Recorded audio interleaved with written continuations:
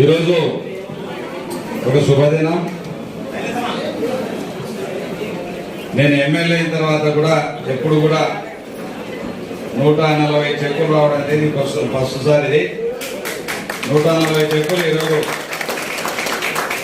శ్రీశైలంలో 4 చెక్కులు, ఆత్మకూరులో 32, వెలుగోడులో 37, బండాత్మకూరులో 35, మహానందులు 27, ఇంకా వేరే చోట్ల 6,60,005.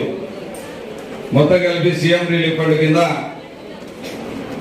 శ్రీశైలం మండలంలో 2,84,86,000, ఆత్మకూరు మండలంలో 16,98,000 32 చెక్కులకు గాను, పైన శ్రీశైలం 4 చెక్కులకు గాను 2,86,000, ఆత్మకూరులో 32 చెక్కులకు గాను 16,98,000, వెలుగోల్లో 35 చెక్కులకు గాను 20,35,000, బండాత్మకూరులో 35 చెక్కులకు గాను 19,03,000, మహానంది మండలంలో 27 చెక్కులకు గాను 15,10,000 రూపాయలు. అదర్స్ మిగతా తోట్ల వేరే తోట్ల నుంచి ఇచ్చినటువంటివి 6,60,000 రూపాయలు.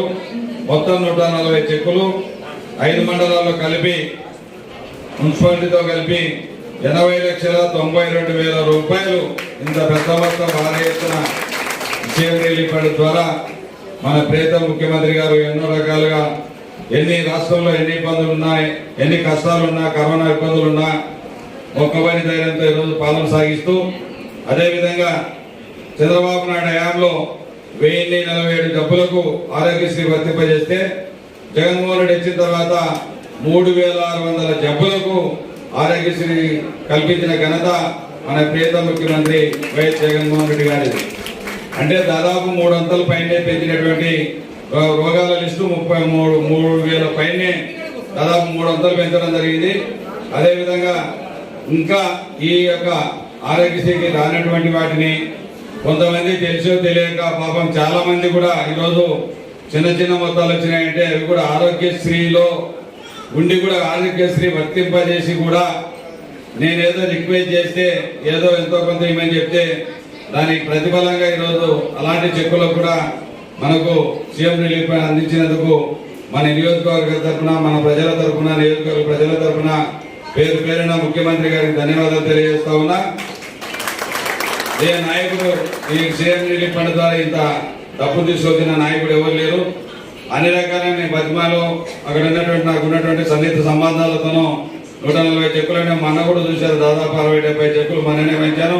అంతకుముందు శ్రీశైలంలో 14 షాపులు కలిపితే 56 లక్షల రూపాయలు, ఒక్కొక్క షాపు 4 లక్షల ప్రకారం దాదాపు 2-3 మాసాల కాలంలోనే 3 కోట్ల పైనే. అదేవిధంగా చాలా మందికి అట్లాంటి చాలా ఉన్నాయి. చాలా మందికి సీఎం అదేవిధంగా ఫైనాన్షియల్ అసిస్టెన్స్ కానీ చాలా మందికి ఎక్కడో నీటిలో పడుకుపోయినటువంటి వాళ్ళు కావచ్చు, లేకపోతే వెలుగోడు ప్రాజెక్టులు ముగినటువంటి వాళ్ళు కావచ్చు, ట్రాక్టర్లు యాక్సిడెంట్ లో చనిపోయినటువంటి వాళ్ళు కావచ్చు, ఎంతో మందికి ఈరోజు నిరాశ నిస్పృహతో ఉన్నటువంటి వారికి, అదేవిధంగా మిషన్ లో కాళ్ళు ఇరిగిపోయినటువంటి వారికి, బోధకాల వ్యాధితో బాధపడుతున్నటువంటి వారికి అందరికి కూడా రకరకాలుగా 5 లక్షలు 10 లక్షలు, అదేవిధంగా మైసూరు మన బెంగళూరులో హాస్పిటల్లో అక్కడ చిన్న పిల్లానికి ప్రయత్నం చేస్తా ఉంటే 21 లక్షల డబ్బులు ఇప్పించడం జరిగింది భైరవులకు సంబంధించినటువంటి వాళ్ళకు. అదేవిధంగా మొన్న కూడా 15 లక్షల రూపాయలు మన ఇక్కడ ముస్తాపల్లికి సంబంధించిన అది కూడా రాలేదు కదా, అది మళ్ళీ చూడాలి. ఆఖరి తెలుగుదేశం వల్ల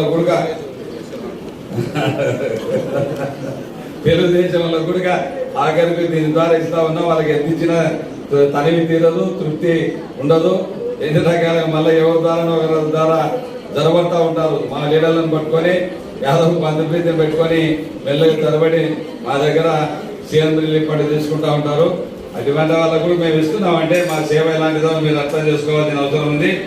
కాబట్టి ఇవన్నీ కూడా జగన్మోహన్ రెడ్డి గారికి ప్రజల ఆశీస్సులు మెండుగా ఉంటాయని, భగవంతుని ఆశీస్సులు, బ్రహ్మరామవాలి గారి స్వామి ఆశీస్సులు ఇలాంటి పేదవారికి సాయం చేస్తున్నటువంటి మన ప్రియతమ ముఖ్యమంత్రి జగన్మోహన్ రెడ్డి గారికి అందరి ఆశీస్సులు ఉండాలని భగవంతుని మనసారా ప్రార్థిస్తా ఉన్నాం. Thank you.